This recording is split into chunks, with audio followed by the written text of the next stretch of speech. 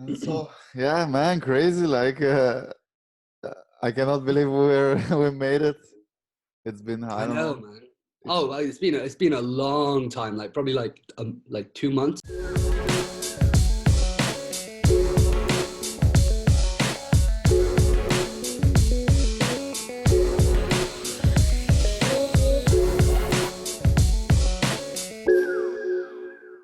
What's up, everybody? Milan is here, and welcome to the Calligraphy Masters Podcast.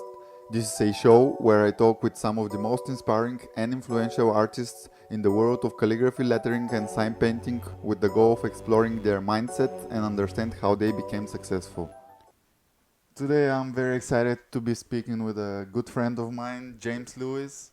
And there is a fun fact that last year we actually started the podcast with him. We did an episode, but this episode never came to life. And another fun fact is that it took us maybe 2 months to come up with the episodes you're about to hear. In general, I'm super happy that we finally did it, and I hope you enjoy listening to James' story and his secrets. So let's jump into it. How have you been? Uh, okay. A Yeah. bit a bit strange week because like last 2 weeks I have a podcast every day, and this week every day the podcast is being postponed in the last moment, and Oh, really? I'm like, what a fucking week. And So wait, like, what do you go on? What else do you do? You still doing a lot of calligraphy and things like that? no, I don't No? do pretty much any calligraphy. Really? What is it like? What do you get up to? What's your day job like? It was YouTube, but then YouTube demonetized my channel in January, so No way. I'm figuring a way to bring it back, and right now I'm doing podcasts all the Yeah. time because Awesome, man. yeah, 'cause that's my thing right now, and doing some merch and stuff. And Yeah. Obviously, like the prints as well. How did the prints go? mm, they went okay, but I guess the price was a bit high because there are still some, but like Yeah. yeah, That's just how it goes. I think when I release the merch, because I don't know how much I have, maybe 30 or 40 prints left. Yeah. And then I probably will put them with much lower price because yeah, Yeah. Just to sell them off. yes. And so yeah, man, crazy. I cannot believe we made it. It's been, I don't I know. know, man. Oh, well, it's been a long time. Like probably like 2 months, maybe. Yeah, postponing Probably every more. week. Yeah, yeah. We've been busy, haven't we? We've been doing things and yeah, Yeah, and I felt like awkward at one moment, man. Like we're like all the time couldn't make it, and I was like, come on, like how is it possible? I managed to do a podcast with everyone, and when it comes your day, every time something was popping. I know, man. It's a shame, but hey, we're here now, and that's what matters. Yeah, finally, man. It's awesome to see you. Awesome. How you doing, Yeah, dude? you too. You too. Yeah, I've been busy. So, are we recording? Yeah, Yeah. yeah. Okay, sweet, sweet. Yeah, so I've been real busy. I've been in Norway just this past weekend. I was teaching a lettering workshop out in Oslo. That went really, really well. It was a lot of good fun. We had like so many people come along. We really, really close to selling out. The space we were in was just incredible. And then seeing like so many cool people come along who have not even done lettering before, and then teaching them the whole process over 6 hours, and then seeing them come away with something that's like really, really good. It's so satisfying, man. It's so good. I tried to like share some of the images yesterday on Instagram, but like Instagram was down here in the UK, Okay. and I panicked. I was scared, man, and it made me think. It made me think. If like Instagram went down and I lost all my followers and things like that, fuck, I'd be in a bit of a problem. It'd take a while to build back up to what I've got now. I know, But man. yes, I had so that's where this. I'm at. I've had this struggle also. Like I don't know, but some time ago, Instagram or Facebook, something was not working, and I had the same fear, man. I was like, what the fuck, like. What if my Yeah, numbers are gone? Like this is like work of 2 3 years, and then exactly. and it's dangerous. It's dangerous because it's not good to be relying so much on one place. You know. Yeah, man, that's so true. Like over the past, I'd say, I don't know, 6 months, I've really realized that, and I've tried to slowly like diversify where I'm at. So at the moment, I'm working with TikTok, which is another app. Okay. Yeah, so they're really cool actually. They're really really nice, and they're commissioning a lot of artists at the moment to go over and produce content, basically like creative content, mostly video. Well, only video. So they can sort of build a creative community on their app. Yeah. And I think it's really, really cool that they're doing that because, you know, I've not seen much of Instagram doing anything like that in terms of creating a community, Yeah. which is a shame. You know, obviously when I first started Instagram, probably around, I don't know, 4 or 5 years ago, it was a community, you know. Yeah. There was not a huge amount of people doing lettering or things like that. So everyone sort of knew each other. Everyone was like commenting on each other's work. The way that the feed worked, you'd always see other people's work, opposed to, you know, seeing like Kim Kardashian or someone like that. But yeah, so yeah, I'm working with TikTok at the moment. So that's one way that I'm trying to like diversify my reach.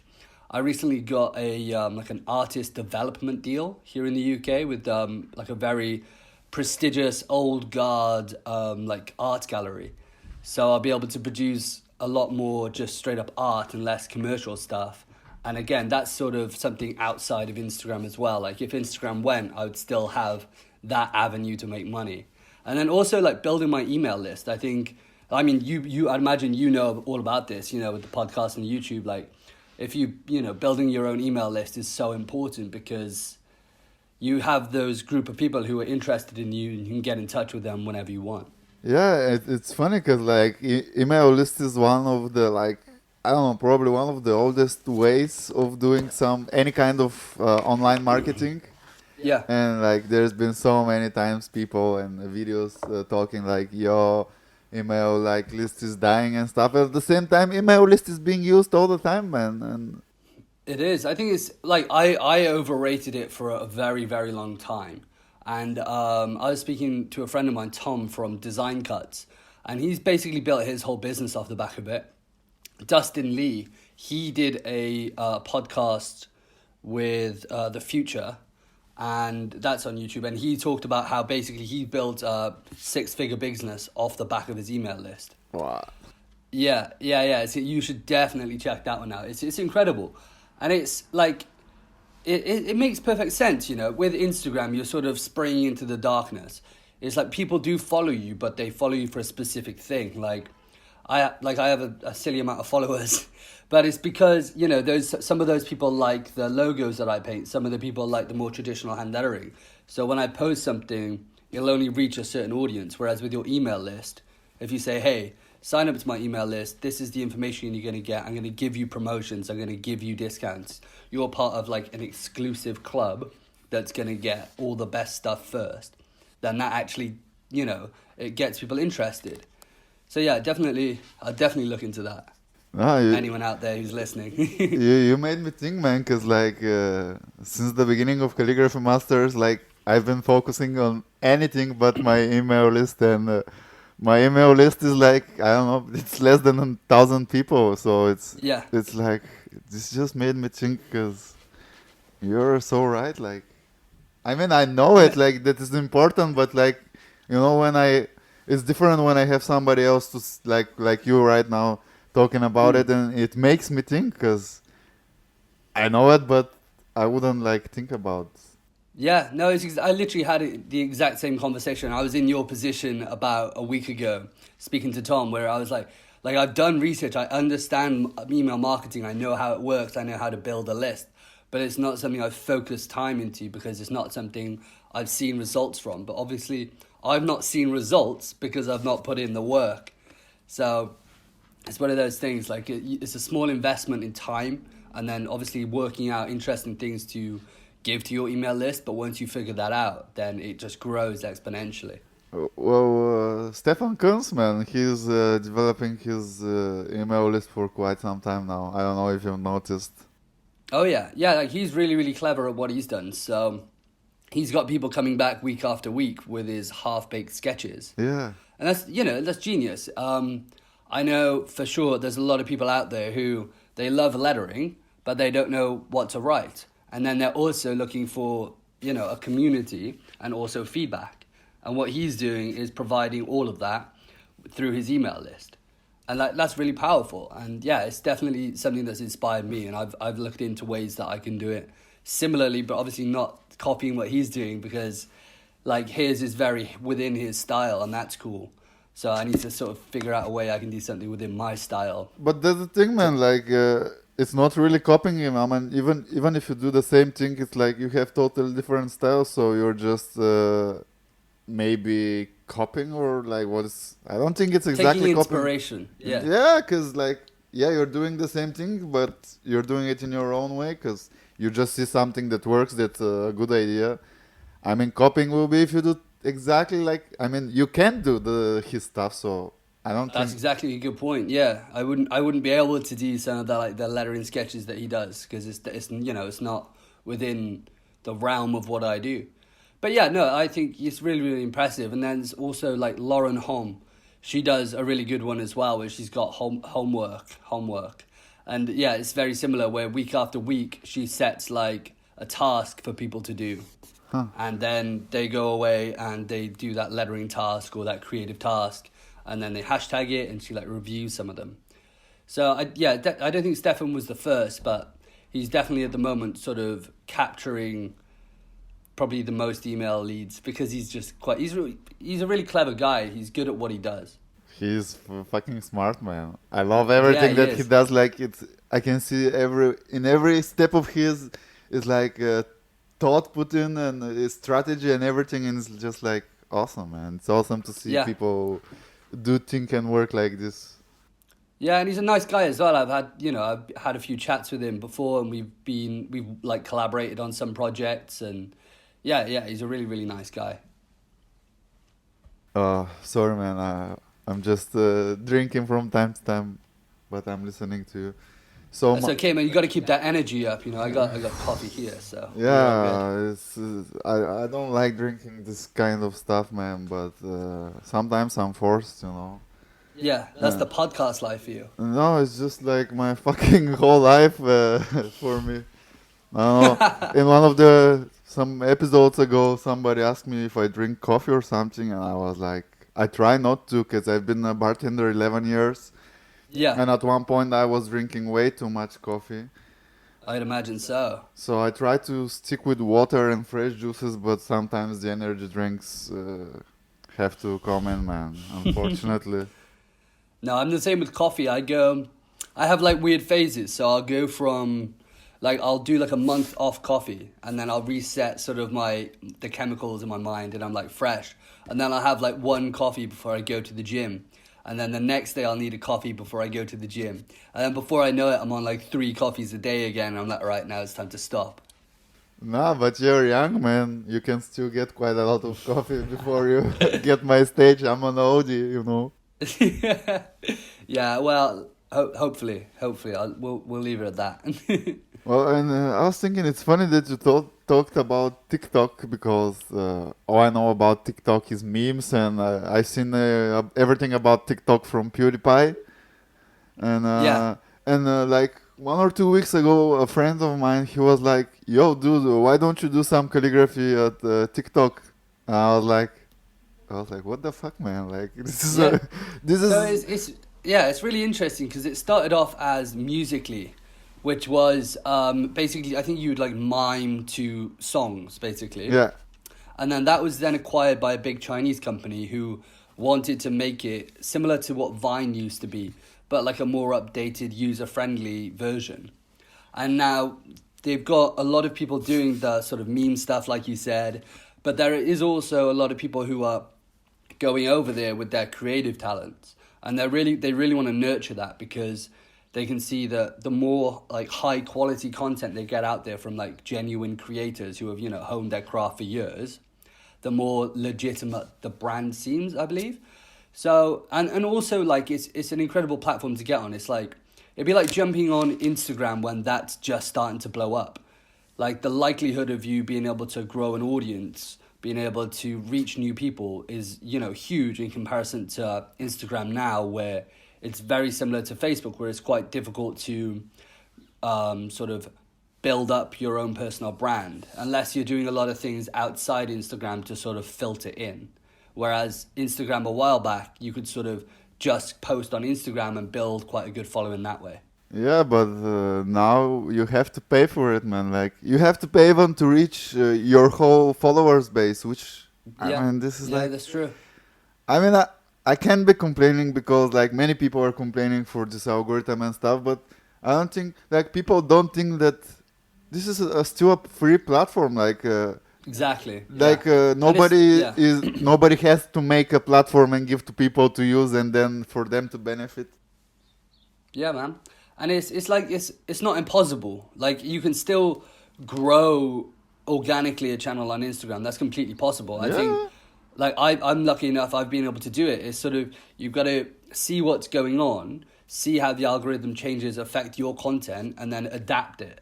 Like you can still keep doing the same thing. Like I've been doing lettering now for like 7 years, but the way that I share it, the way that I present it has changed massively. Like over the past year, for example, I've been doing at least one video a week. And I've done that because I noticed Instagram was moving towards video as like its most prominent thing. So I was like, okay, well, I've now got to switch up the way I present my artwork to maintain an audience and to continue growing. And now Instagram's sort of changing again. So it's just now I focus a lot more on stories because a lot of people just go on Instagram, they flick through stories and then they're done. So the majority of stuff that I post on my feed will also go into my story as well, just so people are still updated with what I do, my goings on and things like that. That's I think it's cool for a lot of people to hear this because I understand it and it's smart, but at the same time, I think many people don't even think about those kind of things in this way. Yeah, I agree. And I mean, I think it's gone are the days where an artist can just be an artist. I think these days we've all got any creative person, you have to sort of understand marketing. You have to understand how to present yourself and sell yourself. So like my girlfriend, for example, she's like a really good illustrator. She'll be graduating university this summer. She's done some like incredible card designs, like birthday cards, things like that. But then she doesn't really have much of a creative Instagram presence or an online presence. And then what they're teaching in universities, especially from what I've learned traveling around the UK and teaching in universities, is they're really kind of outdated. So they're teaching these students how to create their own blogs and write about their art and all of this long form written content that doesn't get read, it doesn't get views, it doesn't get any attention because the attention is at Instagram, it's at Snapchat, it's at TikTok. And that's the sort of thing that I guess should be taught more in universities. And, it's the things that I talk about like on podcasts or when I'm doing lectures or workshops, because it's what's important, it's what's happening right now. Yeah. And what other social medias do you use for your art and work to promote? So obviously the main one is still Instagram. Like that's my pillar content basically. Anything that anywhere my work gets shared, I make sure that my Instagram is the first thing people click through to. I have my website, and I made that with Wix. That's super important for any creative person, is to have a very good like portfolio based website. And it's just like, it's all well and good. You scroll through someone's Instagram and you're like, that's nice. But then you go onto a website and you can see like case studies and you can see like a bit more of the process. You can see the clients that the person's worked with, and like you need that sort of separation. I don't really use Twitter much. I have Facebook account, but again, I don't really use that much. I mostly just reshare from my Instagram. And yeah, like I said earlier, I'm sort of building an email list. So ideally, within like the next year, my main focuses will be Instagram. If TikTok starts taking off for me, then I'll definitely be sharing my content on TikTok as well, with some also exclusive content on there. and then my email list. Have you ever tried Behance? Oh yeah, I used to. So that's where I first started ages ago. I had like I think I reached up to like 5,000 followers on Behance over like 2 years, and I was happy with that. And I posted quite a few projects on there. I got featured a few times, but I think as soon as Behance was bought out by Adobe, it really went downhill. I think that was like 2-3 years ago now. Yeah, it might be. But yeah, I think again, like the community aspect was sort of taken away. A lot of the people who were on Behance sort of shifted their focus onto things like Dribble because there was a more community base there. Same with like Instagram.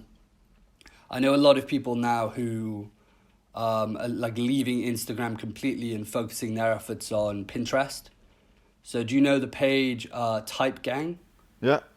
Like another type sharing page. Yeah. So I'm in like a group chat with him and like a few other sort of like influencer pages, and a lot of them are sort of pushing their efforts now towards Pinterest, because if you can build up a really good Pinterest board, it's so easy for people to be tagging and sharing, and then if you can get the content to sort of link back to your website, it's like a huge driver of website traffic to his site now, which then you can obviously turn into like ad revenue. You can sell them products. So yeah, there's a lot of different ways, but I think a lot of it is going where, like Instagram know right now that they're the biggest shit, you know? They're top dog right now. Instagram know it. Facebook is like sort of becoming less of a social thing. So they know that they can just ram ads at you all day, every day, and you'll still keep coming back to their platform. Whereas things like TikTok, platforms like TikTok, like Pinterest, you can use, there's less people on there well, there's still obviously millions and millions and millions of people on there, but they're still vying for the top spot. So they're still working towards curating communities and making sure that the platform is sustainable for growth as well, because the reason I see Instagram slowly not dying off, but over the next 5 years, either something will take over it or it will have to do a drastic change, is because it's a lot harder for people to grow on there.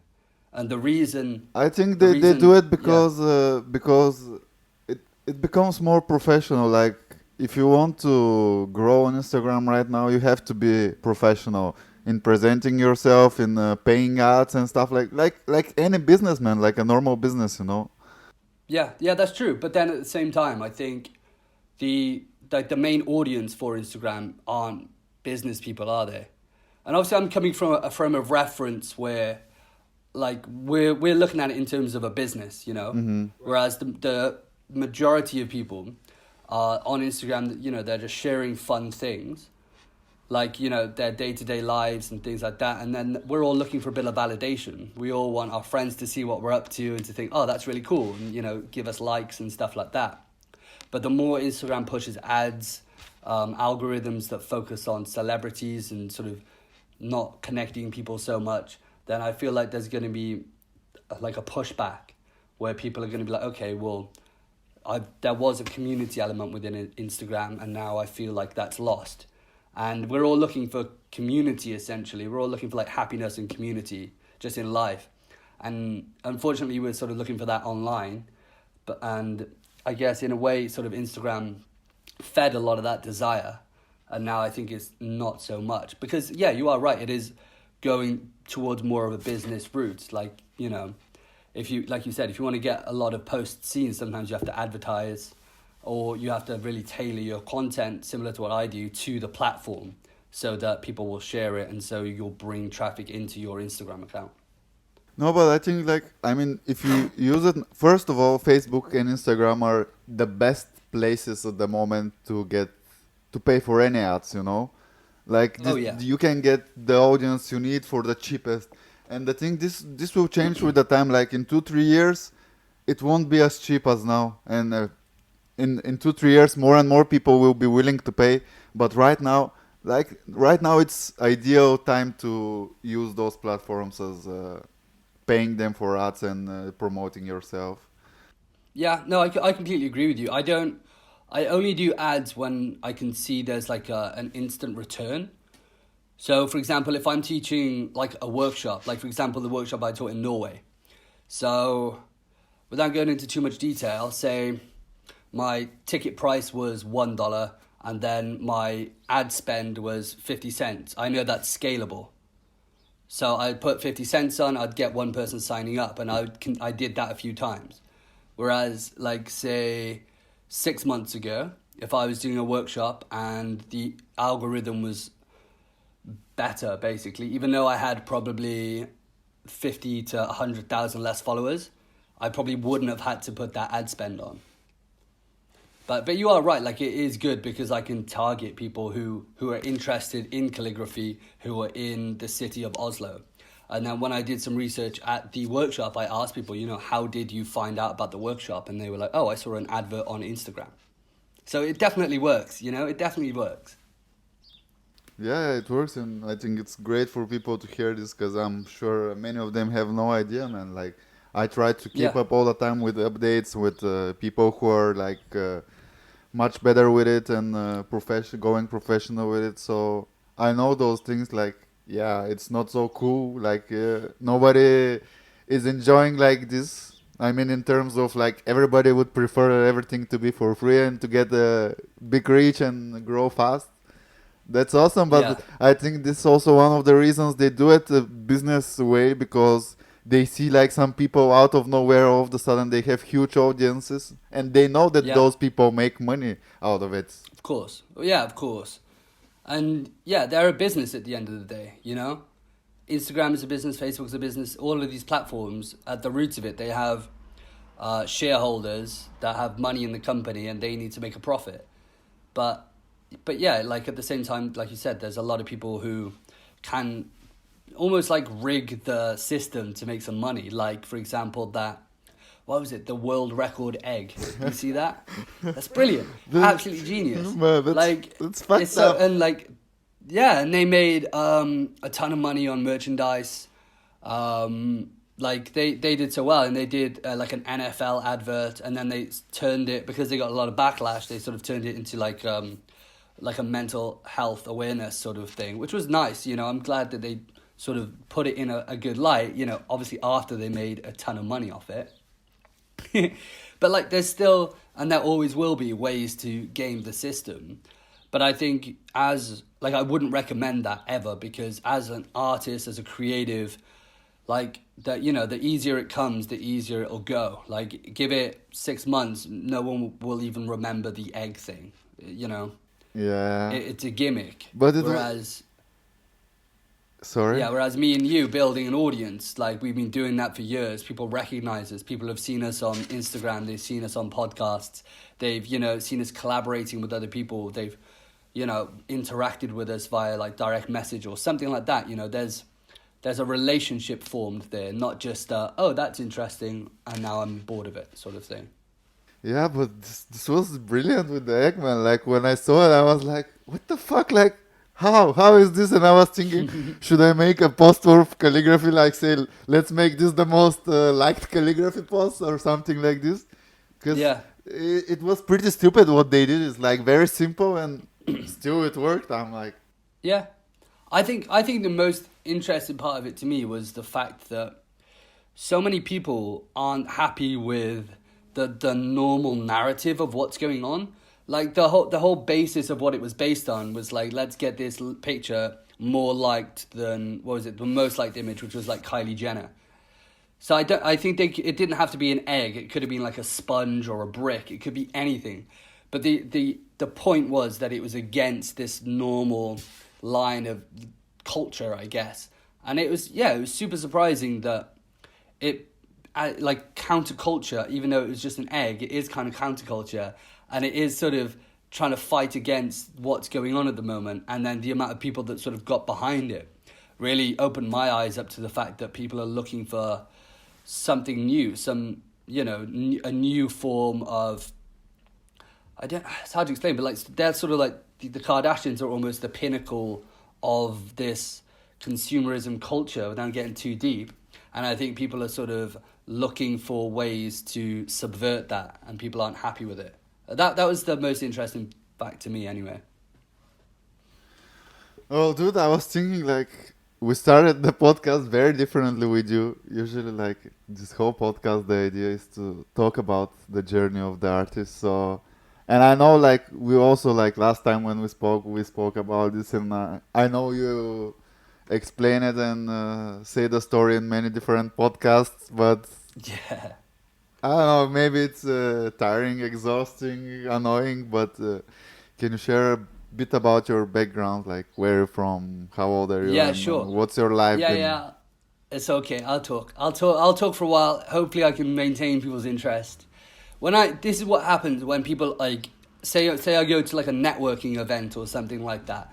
So people are like, "Oh, hey, who are you?" So I'm like, "Oh, hey, my name's James and I draw letters." And they're like, "Okay." But when I try to explain to them like the sort of the narrative, you know, like, "Oh, I've drawn logos for companies all around the world.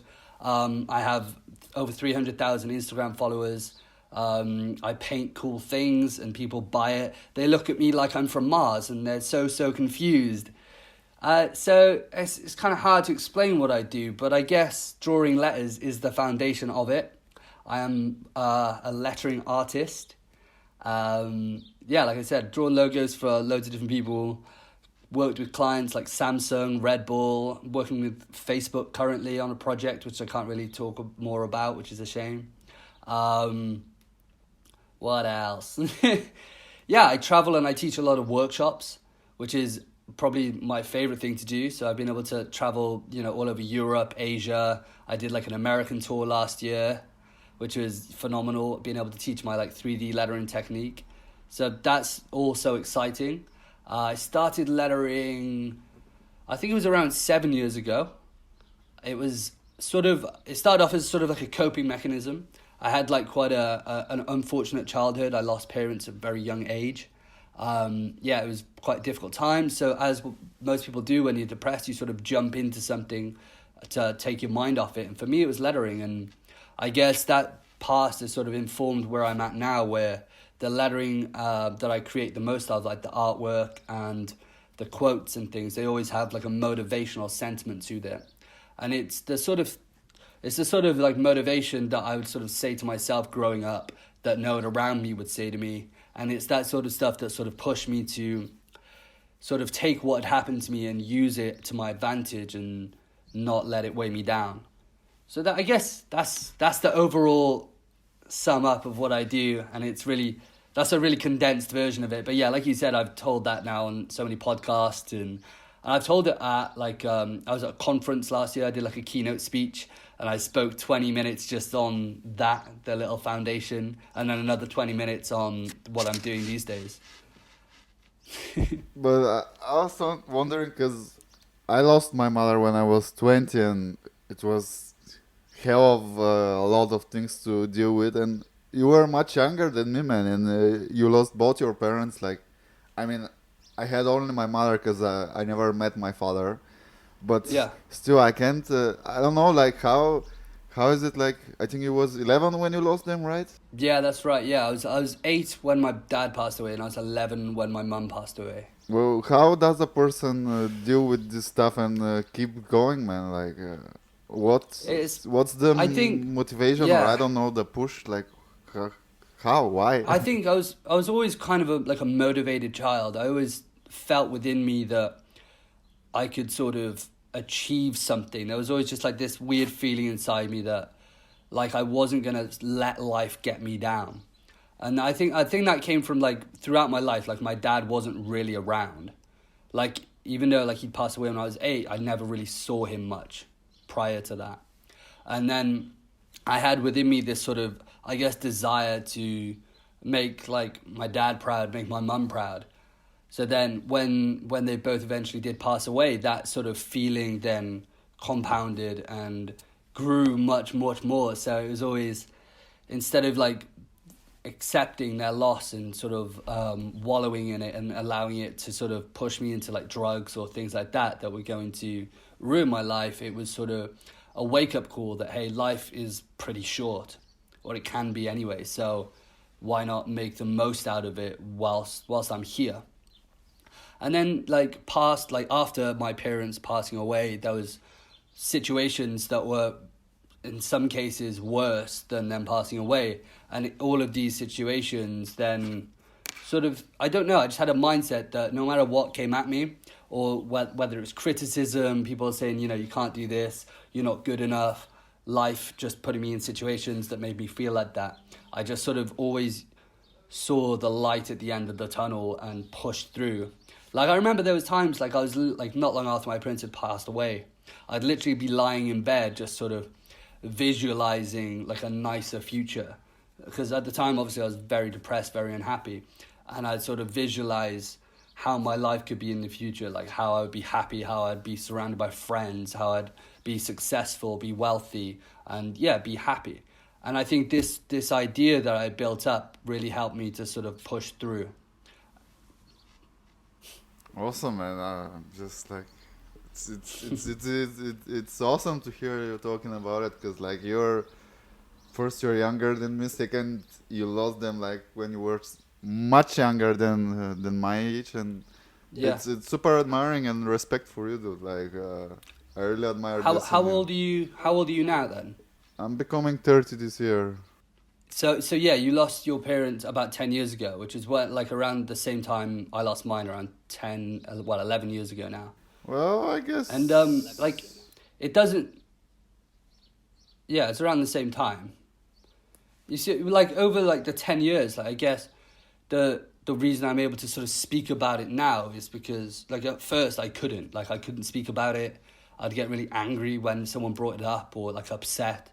And I think over time you sort of, you tell yourself a story basically that, okay, well that has happened.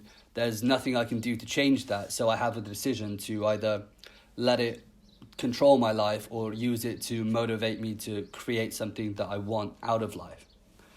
And I think, obviously it's tough, like, and it doesn't get easier, I'm lucky because in some ways I have like friends and like kind of extended family who are around. So I still have that support system. So I'm massively lucky in that respect. But yeah, it never really gets easier.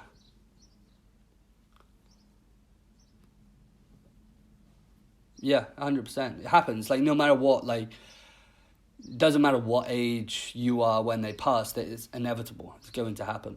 No, but it's good to know and see people like you like finding a way to manage with it and handle it and keep going. Because I know for sure many people this will be a breaking point for them, and then everything will go wrong and in all kinds of crazy directions. Yeah, for sure. And like when I spoke about this at the conference, like it was amazing the response afterwards, because I had so many people come up to me afterwards of all different ages. And they said to me, when they lost their parents, it was, like you said, a breaking point in their life. But then me having the sort of confidence to be able to speak about it and tell them how I dealt with it, they were able to sort of reframe what they had gone through. And like even within just the 40 minutes that I was speaking, some of them said like they felt a shift within them, that they can sort of now accept what had happened to them, and they were able to speak to me about it, where they'd not been able to speak to so many people in the past. And I think just, like even being able to speak on this podcast, I'm hoping that people listening, if they've been through something like this, then me just sharing how I feel and how I dealt with it would help them. Yeah, that'd be awesome, man. I'm sure there'll be people who find it like resonating with them. So yeah, it's for me, it's also weird to speak about this, because like only very few people from the team and people who know me know my story, but most of people don't. So it's a bit strange to talk about stuff like this, but in the end of the day, we're all humans, man, and we all deal with crazy stuff. So I guess there'll be quite a number of people who will relate to this one. Yeah, I'm sure, man. I'm sure. And dude, at what point in your like career, like last 1-2 years, at what point everything started going crazy? Like it's sort of like a gradual thing, where like I left university 2 years ago, and then I sort of, like, I got a job, and then I sort of, like, I started to feel like, okay, well, this is something that I want to do. And like even within just the 40 minutes that I was speaking, some of them said like they felt a shift within them, that they and I had been freelancing for, I'd say, probably like the whole time in university. So for the 2-3 years I was in university, for the 3 years I was in university, I was freelancing. And I was getting a few projects here and there through Instagram, through local contacts, things like that. Wasn't earning a huge amount of money. And then as soon as I graduated university, I made the decision to go freelance straight away. And that was, it was good and it was bad, because it threw me into a position where it was sort of make or break. Like I had to make something out of what I was doing and dedicate a lot of time to it and focus and energy, or I would literally have no money. So like putting myself into that position, and it's something that I noticed that I do within my life. I don't really have plan Bs. I'm in my mind, I'm like, right, this is what I'm going to do, and it's going to be hard, but I'm going to achieve it. So I left university, and then for the first, I think it was like 10 months, I made like just enough money to survive, just enough money to like live. I'd saved up a bit of money from freelancing whilst I was in university. So then I'd say after that, I had like 10 months, I think it was, with the first economic year of me being out of uni. And in that 10 months, I probably had like, I'd say about like 10 to 12 projects, which isn't a huge amount. But what I think set me apart and what helped me build my brand massively was the fact that whether I had a project or not, I was working. Like I'd be creating so much content just for Instagram, just to like showcase like portfolio stuff. Like if I wanted to, for example, work on like a beer label branding for a company, I would just go ahead and write up a brief and design it for myself, get it printed, like present it and do all of these things, so that if, you know, luck happens and a beer company is scrolling through my feed and I'm like, oh wow, he does that, you know? So I think after those 10 months of like consistently putting content out and my Instagram was growing, it started to really like heat up then to where I was getting, I'd say it was probably like one project request a week.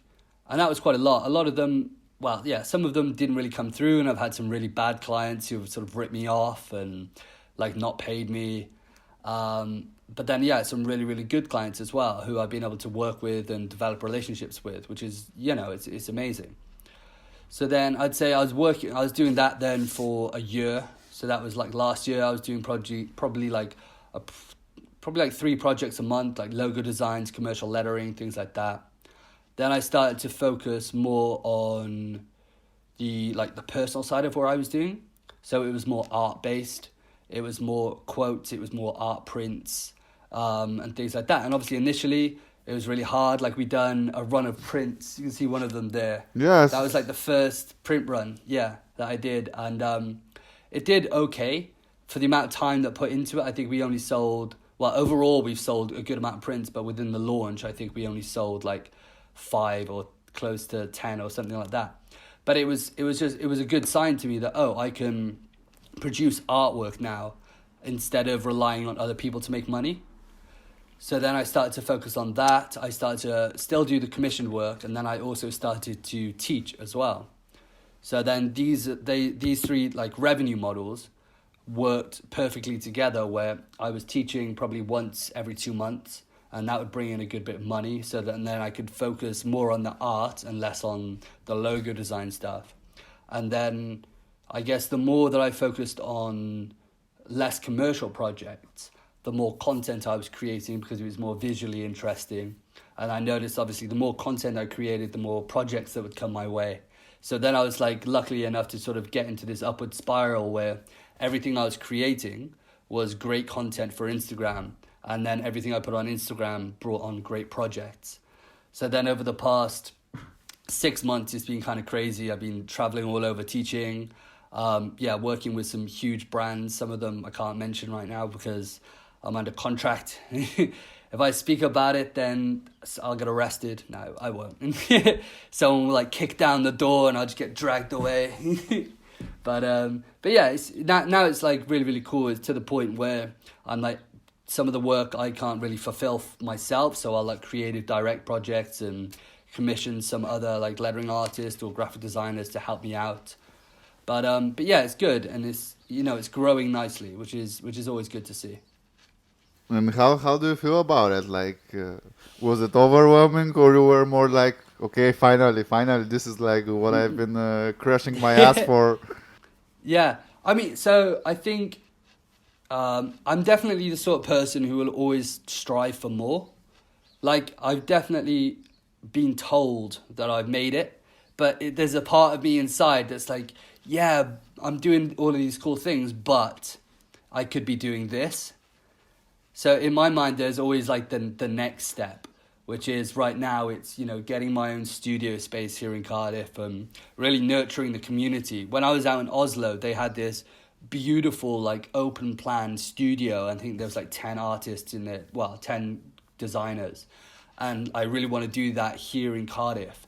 So, and then once I've done that, then we can start building out like structures where I can, like start doing this around the UK, building like art spaces for creatives and then helping them manage their social media. So there's that side of something I want to do. What else am I doing? So yeah, like I said, the artist management. So I'm going to have like a big art show up in Edinburgh later this year. So that's another side of something that I want to be pushing. What else? Obviously, like the commercial logo, lettering and things like that, that's great. I get to work with some amazing clients and that's really, really cool. Like one of the projects I'm working on now is for a very famous luxury goods brand. And I'm designing like a full font, which they'll be using across, it'll be like a 3D font that they'll be using across their product ranges. It'll get painted onto like products. So that's like awesome. That's going to be my work like spread around the whole world. And that's really cool as well. So yeah, like I guess in answer to your question, like it's a great feeling being able to live and do what I love, but I'm such a, I don't know, I'm just a kind of a perfectionist and I would just want to be pushing the boundaries of what I do. So I'd never feel like, oh, I'm completely satisfied with where I'm at. There will always be a part of me that like wants to do more, like what's the next step? Yeah, that's awesome. But yeah, I don't know. Do you think there are actually such people that like, okay, now I made it and that's it? Because like, man, I've had so many goals that like I've been giving all my energy and time and whatnot to reach them, and once I reach them, I'm like, it's like I have already like a ton of other like goals and ideas, and I don't know. It's weird, man. Because like I remember for some of the goals I have. Like I gave so much energy and time and effort and everything, and once they were fulfilled, like I don't even had like some special like, oh, awesome, it's very weird. I don't know. No, I'm exactly the same. I think most people who are creative, they're definitely like that, and it's because our minds, I guess, they work in a way where what we're doing right now is normal. So like working with like some of the biggest brands in the world is normal for me. Like creating artworks and then prints that sell out, like that's normal to me. And like me 2 years ago, I'd be like dreaming of that, like, oh, I can't wait for that. But then you're right, once it happens, you're like, oh, okay, cool. Now I need to, now I want to paint, like the next artwork I'm going to be doing is like 2 meters long by like 1.5 meters high. Nice. Like, okay, I've painted a cool stop sign, but now I want to paint a huge canvas. So there's always the next step. Awesome. And last year, or was it last year? I don't know, like I'm losing some info, but like, oh, you made this Our Time Has Value project. Yeah. And this went like very good, but at the same time I feel like there's still so many people which, I don't know, like don't think about this or ignore it. Like what provoked you to make this project? And So for me, I'm lucky that I get to speak about this because it is such an important issue that's going on. And like I said, going around the universities here in the UK, and I imagine it's all over the world, is that the issue is, so there's 2 issues basically. The first issue is that creative professionals, young creative professionals mostly, they're not taught how valuable their skill set is to a potential business. So then they'll go out and look for projects for like, I don't know, like £100 for a logo or something like that. And then the issue is, then the client, because he's had a logo designed for free in the past, or he's had people do posters for him for exposure, things like that. So then in the client's mind, the logo isn't even worth £100. They should do the logo for free. So there's sort of a perception issue here with the value of creative work. And I think what needs to be done, I think it needs to start with the proper education of creative people. And then they can then educate the client. Because the client, like no one's doing anything in their mind that is bad. We're all coming from like a fully rationalized point of view. None of us believe we're the bad guy. So when a client says to you, oh, that's way too expensive, they're not saying that because they're feeling like they want to be an arsehole to you. They're saying it because in their mind, through the experiences they've gone through, your work isn't that valuable. So I think I'm still on the process of learning right now, and my rates have changed over the past 6 months a lot.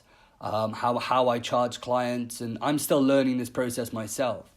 So it's not like I was offered the opportunity to teach an online course about the whole Our Time Has Value campaign, but I don't feel like personally I'm ready, and at the same time I don't think this should be something that you'd have to go online to learn about and to pay, whatever, like a couple hundred to hear me speak about it.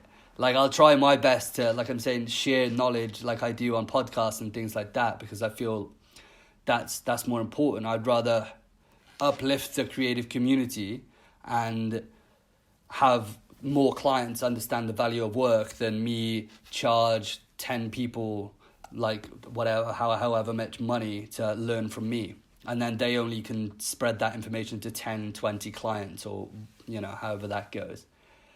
So it's a huge issue, and it's not something that I alone can change, but it's something that was really pressing to me. It's something that I still want to push towards changing, and it's something that I still do really care about. But again, the issue with things like Instagram is the campaign, it blew up. And for 2 months, I think we had like 1,000 people create artwork stating Our Time Has Value. And that's absolutely incredible.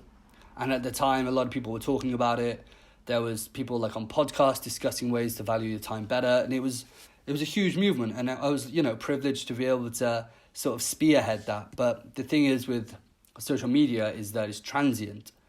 Like, it was here and it was important, but now it's not so here and it's not so important.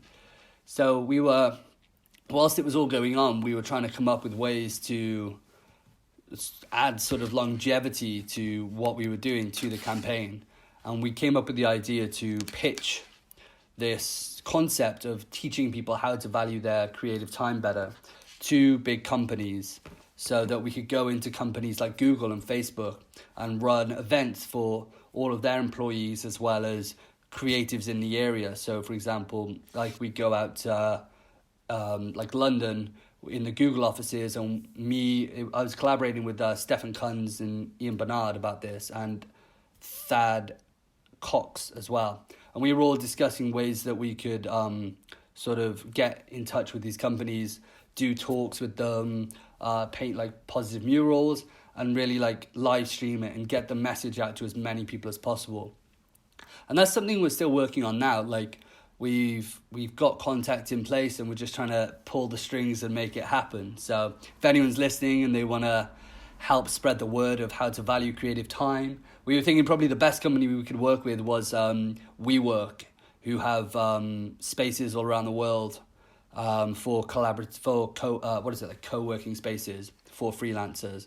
Like, if we could get in touch with them and we could host talks at their space and paint murals and help the people in their space make more money, so then WeWork also rises as well, and we have this sort of collaborative ongoing relationship, then yeah, that'd be amazing. Awesome. And beginning of the year, I saw it on your Instagram, maybe in your stories, not sure, but I guess there was your goals for the year, and there was another hashtag similar to our time has value. I don't know. I guess some other project, but don't remember it right Yeah. now. Yeah, it was so it's called the I don't want to speak too much about it because it's not going to happen for another like good couple of months. Yeah, but But it's basically the foundation is the advertising. The foundation of advertising is basically that, hey, you're not enough right now. You as you are, you're not good enough. But if you buy this product, you will be good enough. And that over time, like information like that getting put in our faces constantly makes us feel inadequate. So I have like an idea for a campaign which I'm going to be running on World Happiness Day next year, to basically tell people they're good enough. But I want to do it properly in a way that I can pretty much take over the world, get this message in front of hundreds of thousands of people in some of the most influential places. And but yeah, like I think getting it'll obviously be focused, like it'll start on Instagram, but on the World Happiness Day, it will be everywhere. That's the plan. So it's sort of like a step up from the Our Time Has Value, because we'd be bringing it into the real world as well. So people who don't necessarily follow me will be able to see it. I'll be looking for funding for it.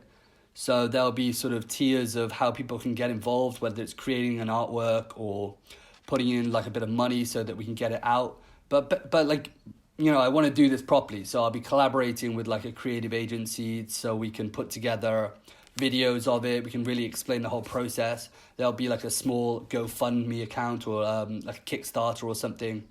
And like all of that money will then go into like ad space. So we'll have our messages in like Times Square, London, Piccadilly, Madrid. Well, like the plan is to basically have the message spread out across the world on World Happiness Day. Yeah. that's awesome, dude. Like, Global Takeover 2020? Yeah, Global Takeover 2020, hashtag we are enough. Or you are enough.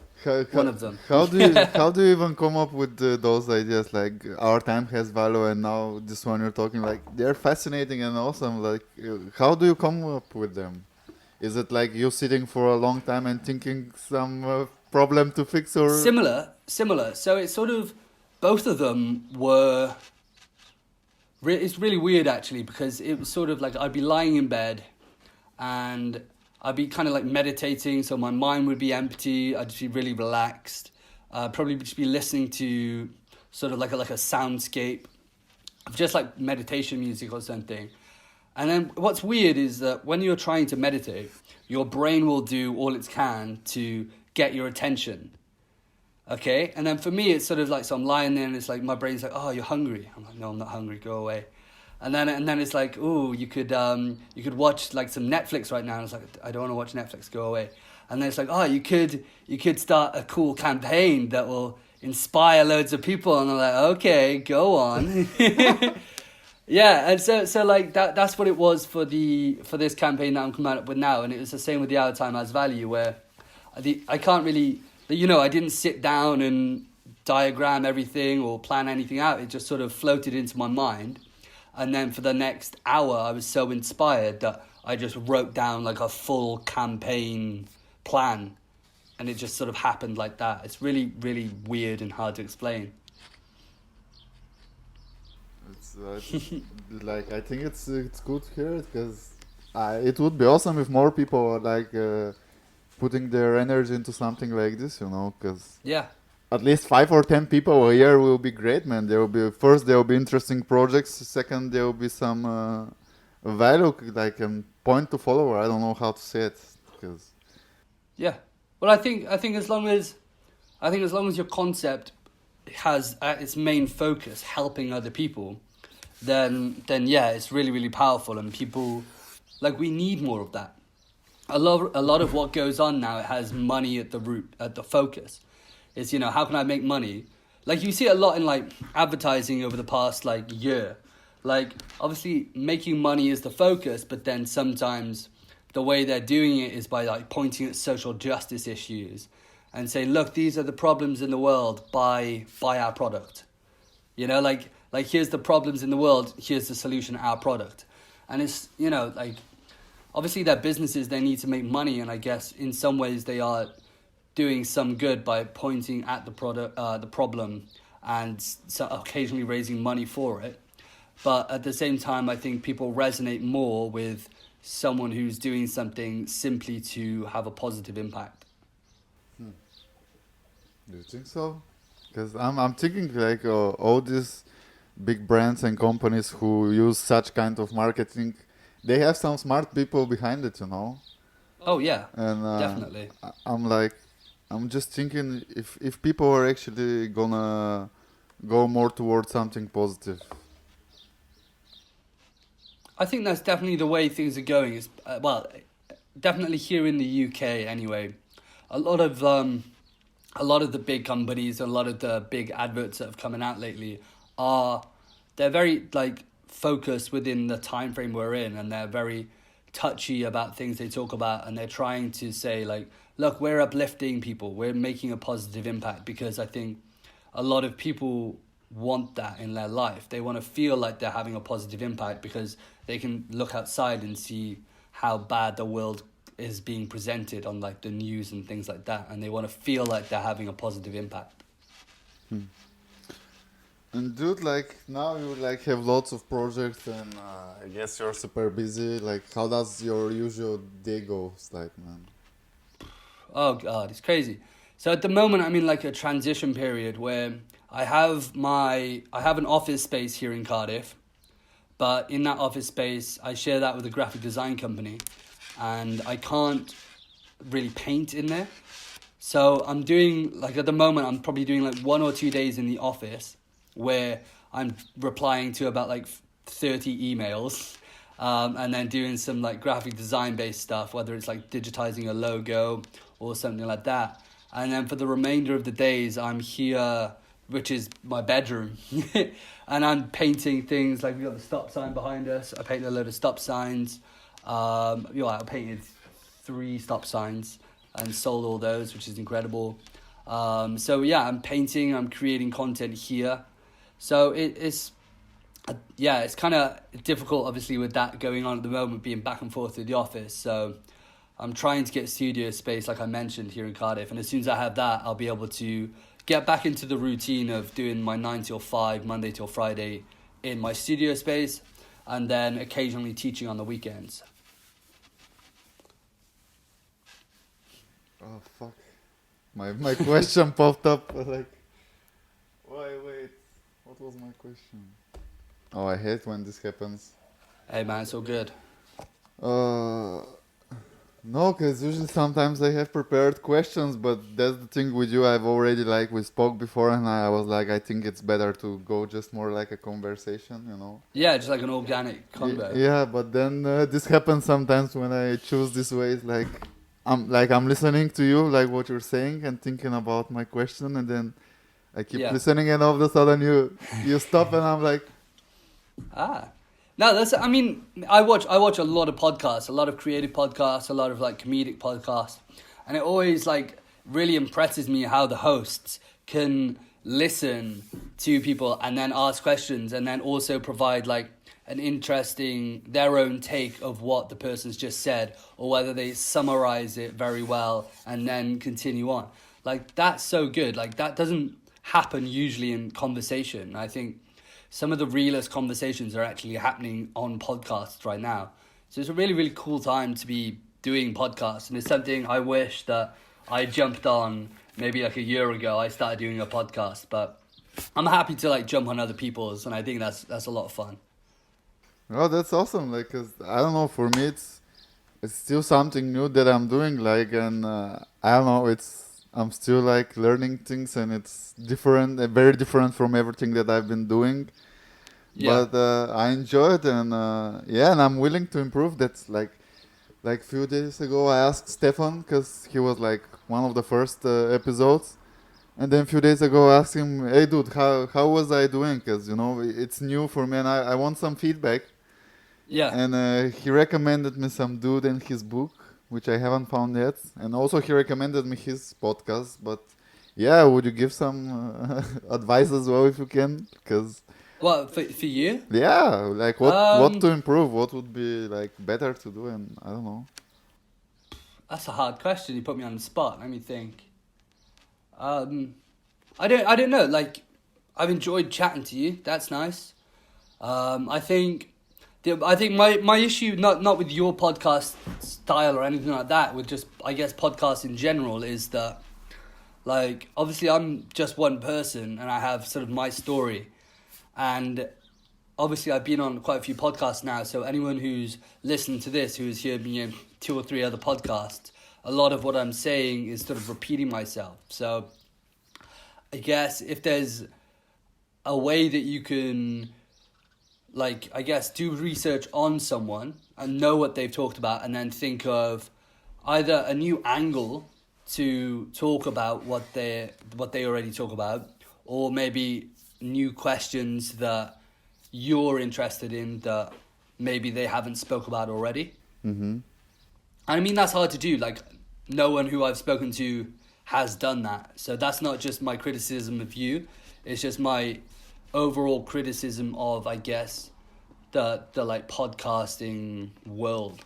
But like, it's natural as well. Like, if we went down the pub or something like that, and we went for drinks, or we went out for a meal, or we hung out with some friends, no matter what, like, we would end up talking about similar things over and over. I guess that's just normal life, isn't it? No, but I appreciate your feedback, because this is something that I've been thinking about, and at the same time, like, I have two sides about it, because, like, one, yes, it's really good, like, to make research and stuff like this, but Yeah. then at the same time, you right now are doing a lot of podcasts and speaking pretty much the same thing, because you're popping up now, man, like, you're going crazy. And I guess there are different kind of podcasts, because like, Yeah. that you might been speaking the same things, but as much as I know, there is no other podcast for calligraphy, lettering, and sign painting as the Calligraphers podcast. There are other Yeah, that's a good podcasts point. for I don't know, maybe for typography, graphic design, but I think this podcast is the only one in the niche. Yeah. Like, I see what you're saying. Yeah, that makes sense. so in this view, like, it's okay, like, to be doing it this way, but at the same time, I understand, like, it's really good to do research and to be prepared. I really would love to do this, but I guess I need also some time, because, like, I'm really new to this, and right now, as I told you earlier, I'm recording pretty much every day, and sometimes. Yeah, that's good. Like, thing is though, like, whenever you're taking on something new, absolutely anything, the best way to learn is by doing it. That's, something that I've lived by. Like, the workshops that I teach, like, 99% of it is the students actually doing things. Whereas, like, when I was in university, we would have, like, 4-hour lectures of people just talking at you, and then they'd be like, okay, now go away and do what we just talked about. And I think that's such a backwards way of doing it. I think the best way would be like a short introduction, then I talk you through the process, and then at the end, if you want to talk about what's gone on, how to be better, then we can do that. But yeah, I would recommend probably my favorite podcast to listen to would be the Perspective Collective with Scotty Russell. Mm-hmm. His is really good. It's really clean. I went on it ages ago and I had a great time. I'm probably going to be going on it again, which is awesome. He's just a great dude to speak to. He's polished. He has good questions. He's got like a really tight structure with the way that he does the podcast. So he has questions. He does like little introductions. He's got music. It's just really, really clean when you listen to it. There's like it's almost like when you're watching like a TV show. There's a narrative structure. I feel like his podcasts have that quite nicely. I think, yeah, so that's really nice. Where else? The Honest Designers podcast, that's really good. Who else is good? Anything by Chris Doe and The Future. They're more, I guess, they're a little more academic. And I feel like when I go on there, I learn quite a lot. Whereas, but at the same time, like, I love podcasts like Joe Rogan and people like Theo Vaughn and people like that, like Chris D'Elia, they're just like funny dudes, and some of them sometimes they're just talking at the camera themselves about silly shit they want to talk about, and that's great too. So I think if I was in your position now, where you've done a few podcasts, and you want to sort of take a route, what I would do is go back, review what podcasts. This is what I did with my Instagram. I went back, I reviewed what posts did well, what resonated with people, what people were interested in, and then I tried doing a bit more of that. And I just followed that route of my interests combined with other people's interests. So, yeah, and also like reach out to your audience as well. I imagine you've got an audience who listens to the podcast, and ask them, like, what would you want to see more of? So is this going out on YouTube? Yes. Yeah? Yeah. All right. Anyone listening, comment down below what you want to hear more of. Whether it's more calligraphy, whether it's more the business side, whether you want to see a more polished podcast, whether you want people to just go on and have a laugh. Like, let us know what you want to see, I guess. You're great. Thanks for thank you for. Welcome to the James Lewis podcast. Man, I would love to see this coming one day. That'd be awesome. I am thinking about doing some more YouTube things, because the way it's going, YouTube is basically set to be the top place for any video, like, and I'm talking like movies.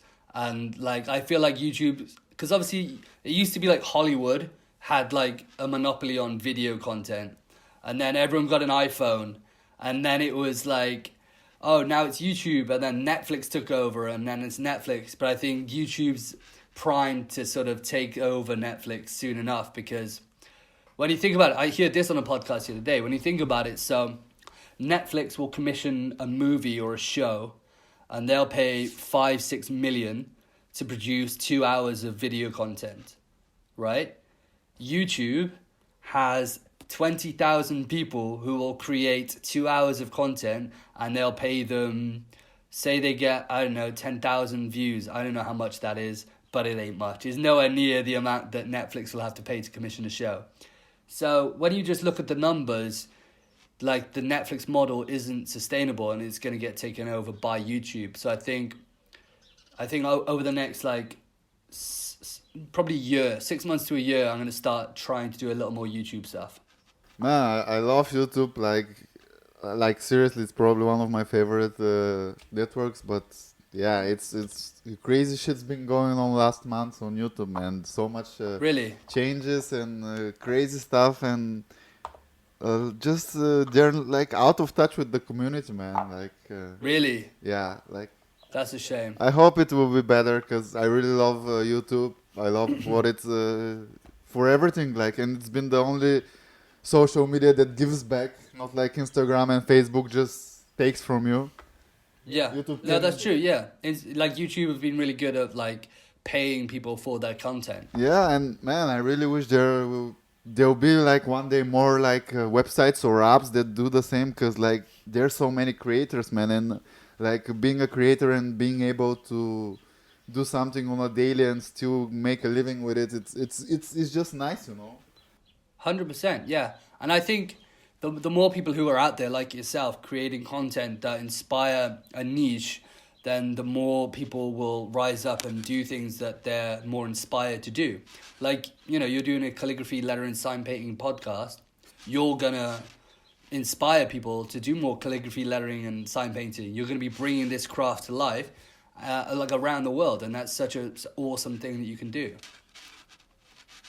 Well, hopefully, man, like, that's like, yeah, like, I've been doing this since the beginning, and this always been the idea to keep this, like, how to say, like, are crafts that allow you to use still your hands to be alive, you know, because so much technology around us in our days, and more, and that's the idea of it. More people know about calligraphy, lettering, and sign painting, and more people doing it.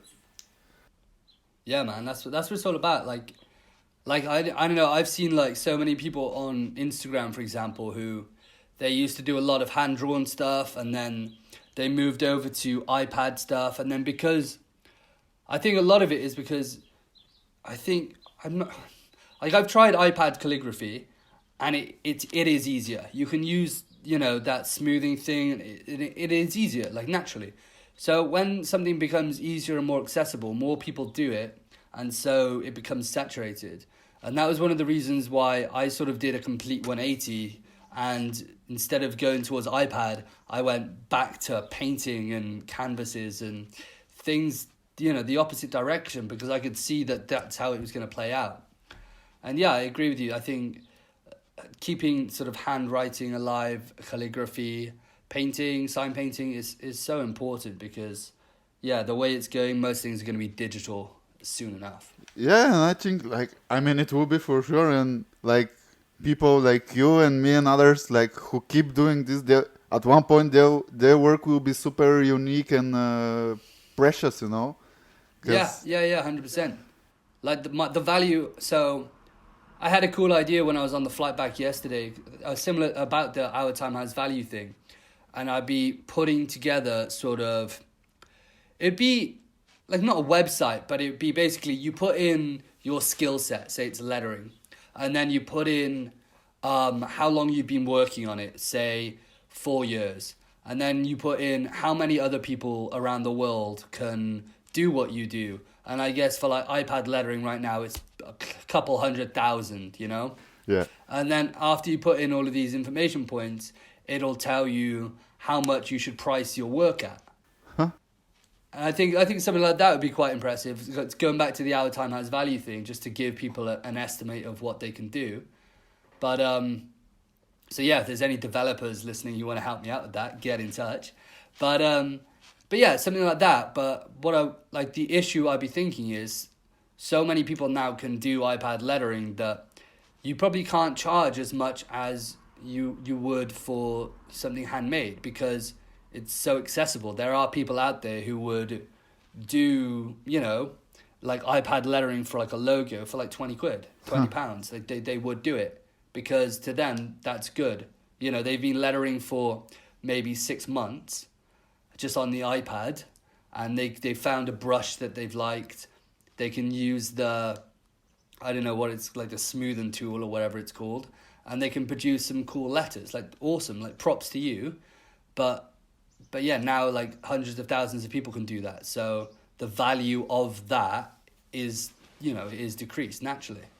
Yeah, but this is so I don't know, man. This is like a very sensitive because I remember when you're a beginner, of course, you would love to make some money from it, and people go for super cheap, and then I don't know, the value in artist is lost, man. Because I remember 1 or 2 weeks ago, some app contact me to do a video and promote sponsored video. I was super, and when I asked about price, I was like, "Is this a joke?" They offered me 25 pounds. I was like, "Guys, come on." That's so bad. I didn't even respond, and then yesterday they wrote me again. I was like, "Are you for real? Do you expect me you're a fucking company and you're mad. Yeah." And I don't know. This is very sensitive because people, when are beginners, they love people to get attention, to get some money. But man, please don't do this seriously. It will harm you. It will harm you in the long term, and it will harm many of us as well. Because I don't know, it's not true. good. Yeah, no, it is tough because obviously, if you're just starting out and you want to turn it into your business. Like I was doing lettering for probably 2 to 3 years before I even thought about it being a business. And now I have people that inbox me every single day like, "Oh, I've been drawing now for 6 weeks. How do I make a business out of it?" And it's like, well, you don't right now, You spend a couple years getting really good, sharing your process online, and then once you've got a portfolio, once you've got a skill set that is unique, and once you've got, I guess, some experience with understanding how clients work, because that's what will happen. You will get, if you continually put content out on your Instagram, over a period of 2 years, you will grow. There's no doubt about it. You'll get some followers. People will be interested in what you do. as long as you share your process. It won't be fast and it won't be like overnight success, but people like to see the whole process. You know, like if you scroll back on my Instagram, you see some of my first posts, they were awful. They were really, really bad.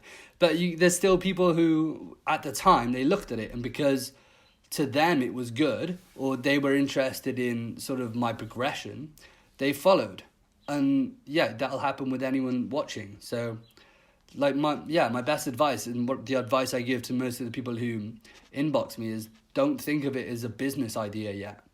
Like, go away and practice it. Like, I did 4 years in university studying graphic design, and I started lettering 2 years before that. So I've got 4 years of graphic design experience and 6 years of lettering experience. And then I've been video editing for a few years as well. And like all of these things combine into me being able to do what I do now and charge a good amount of money for it. Dude, like I was wondering, how much time do you put into one video, like which you upload on Instagram?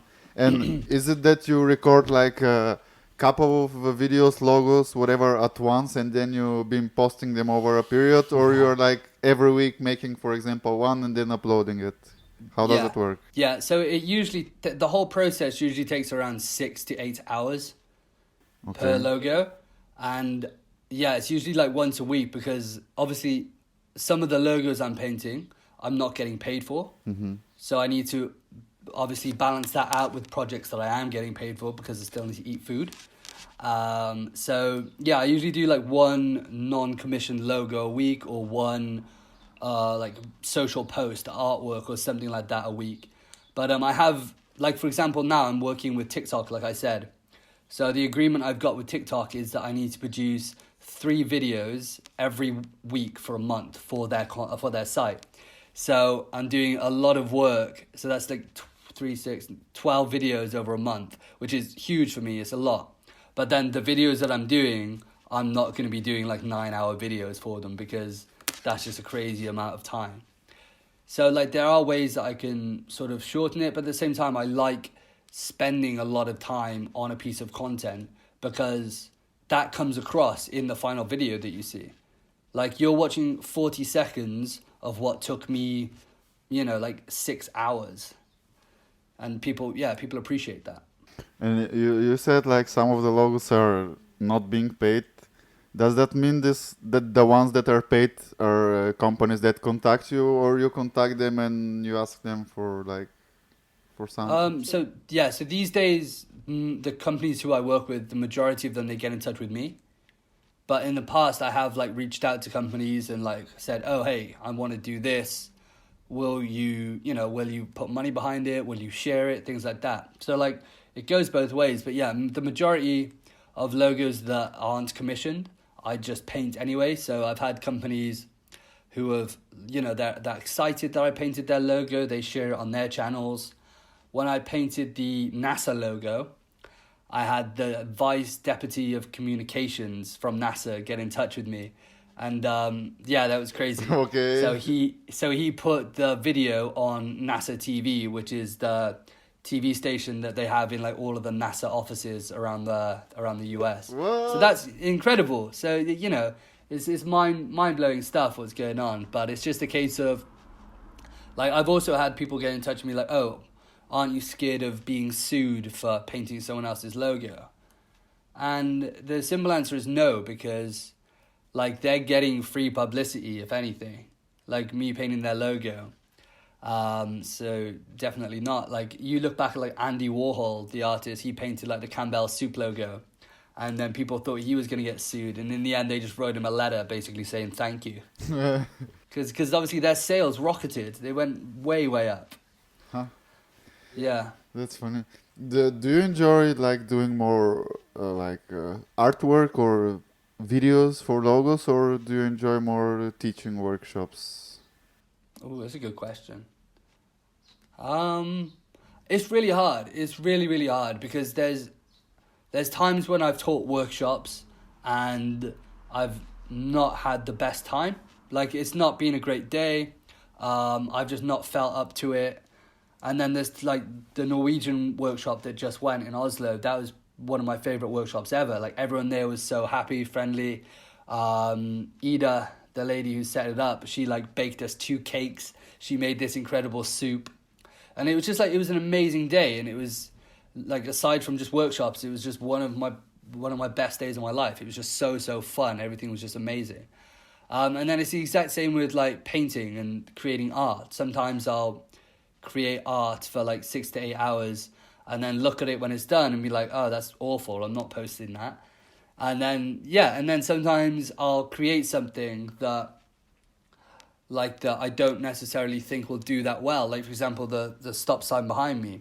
Like, it was an idea that I had rattling around for months and months. And then when I finally did it, I was like, oh, that's actually kind of cool. It worked out. And like, that was a great feeling as well. And then putting out, we got prints made, and those pretty much sold out. We've got like 2 left. So like, there's pros and cons of both. I can't say that I prefer one over the other. I see. Fair enough. And can you share some of your dreams or goals for the year, or maybe for the upcoming year, and something like what's on James Lewis' mind? Well, yeah. So by the end of this year, I want to have launched that We Are Enough campaign. So that'll probably start towards the end of this year, because World Happiness Day is, I think it's the 20th of March, I believe, which is next week. So we'll be doing, the campaign will start probably November of this year, and then it'll run up to World Happiness Day. So that's something that I really want to work on, and I'll need someone who's done sort of Kickstarter campaigns and things like that before. I know there's like creative agencies out there who I'll probably pitch it to and get them to help me out. So that's a really big thing for me. Over the next like month or two, I'm really want to find some space here in Cardiff that I can call my own. I've got a load of friends out here as well, like who are creatives, and they want some creative space here in Cardiff. So like that's like the most pressing thing for me right now. I'm gonna have an exhibition of my work in Edinburgh later this year. So a lot of my artworks, my paintings, a lot of new pieces that I'm gonna be painting over the next couple months. So I'm really excited about that. That's gonna be really fun. And then a lot of workshops and just more of the same. Like I love what I get to do. I get to create work for cool clients all over the world and paint awesome things like logos and artworks and motivational phrases. So I guess, just more of the same, and then more like higher scale works as well. And I want to do a few more murals as well. Awesome. Well, if you can give some advice or tip to the people who are listening, to the people who are thinking of going into those kinds of things, and if you want to promote anything and whatever, man, just some words. Okay, just final words, close off. Yeah. Well, if I guess anyone looking to becoming, I guess, like a successful calligrapher, sign painter, hand lettering artist, all of those things, like, I'm going to give some sort of backwards advice, is don't aspire to be that. Just like enjoy the craft of whatever it is that you enjoy doing.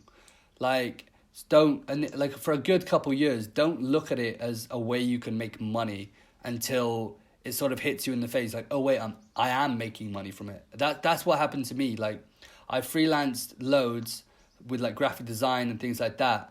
And then I was just doing the hand lettering stuff on the side as a passion project. Like, I just loved calligraphy. I loved hand lettering. And it was just so much fun. And then people were like, oh, you seem to be quite good at that now after 3 years. Can you like hand draw us a logo?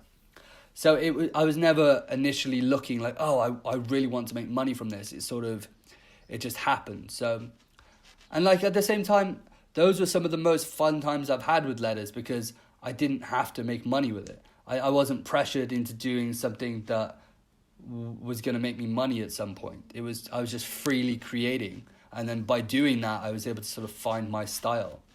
So to sort of like summarize all of that is just have fun with your craft and try not to worry about making money. Go to college, do something else, have a side job, like work as a barista or something. Just make money some other way until people are sort of getting in touch with you to like work for them. And that's when you can start like reading books on marketing, reading books on business, and because that's a whole other side of it. You know, I've read so many books on marketing, business, understanding, like telling stories, things like that, and it's not the most exciting thing in the world. I kind of find it interesting now, but yeah, like if you want to turn this art form into a business and you want to do it all yourself, you can't just be an artist anymore. You have to be a marketer. You have to be a salesperson of your own work.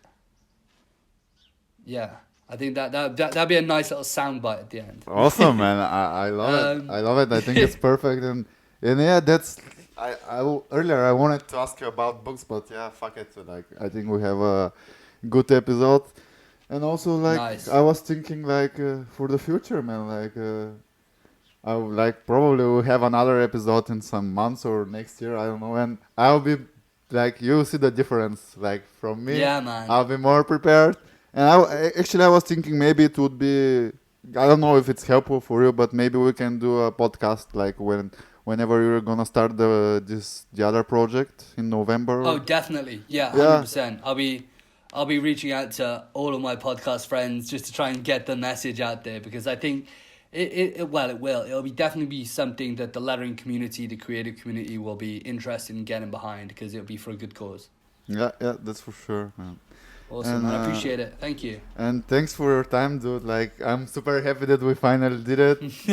Like, Yeah, same here, man. I'm sure a lot of people will enjoy it. I don't know. There's been only 5 episodes up, but I don't know. Like, I don't know how it is with the other podcasts, but the feedback that I have so far, it's super insanely awesome. Which is, I don't know. I'm super grateful. That's awesome, man. But Yeah, no, I'm sure it'll be good. And yeah, thank you for taking the time to speak to me today. As soon as when will this go online?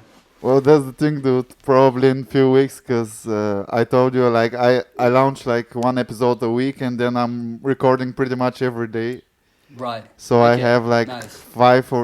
6 or 7 episodes to launch before this one. Okay, fair enough. I don't know. I was just thinking, maybe I can push it a bit earlier. Like sometimes I've pushed episodes. Like if I think, okay, this is like super awesome and I want to get it out. Yeah. Maybe I'll do Hey, something man, like no this. problem. You line it up whenever you can. It's all good. Don't worry about that. But yeah, just final little thing. Yeah, if you want to see my work and everything that I do, check it out on my Instagram, which is @JamesLLewis. Awesome, man. I'll also put it in the YouTube and in the description. And you. I really hope to meet you in person one day, man. Like I think. Yeah, man, for sure. I really enjoy your company, like your personality, and I think it would be awesome to spend some time with you, dude. Definitely, man. When are you doing another like Calligraphy Masters meetup? Well, that's the thing. Like, there's like so many crazy things going on right now. Like, I have some plans for the summer, but Yeah. I'm not sure yet. Like, really, a lot of things are going on, so I have to figure out some. Well, if you do get one set up, you let me know. I'll come along. Awesome, man. Sure. Yeah, man. Sweet. And thanks again, buddy, and have a good one. Yeah, you too, man. I got a load of stuff I gotta get doing, so see you soon. So that's it for today, guys. Thank you for listening to another episode of Calligraphy Masters Show. I hope you enjoyed listening to the story of James Lewis and it helped or inspired you in some way. Please follow Calligraphy Masters on Instagram, Facebook, and YouTube. And as always, keep writing.